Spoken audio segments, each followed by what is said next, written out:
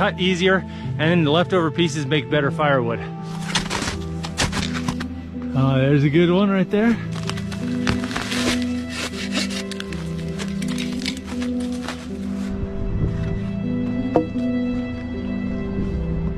Well, I've got about 90% of my shelter done, but the sun's gonna set here in a few minutes, so I need to stop what I'm doing and go get some more firewood.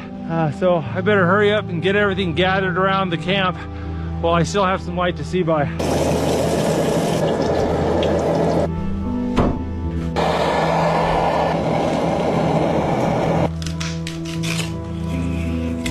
Got a nice little breakfast here. Got some pork jowl bacon, got some hot muesli cereal, some hot chocolate and an apple.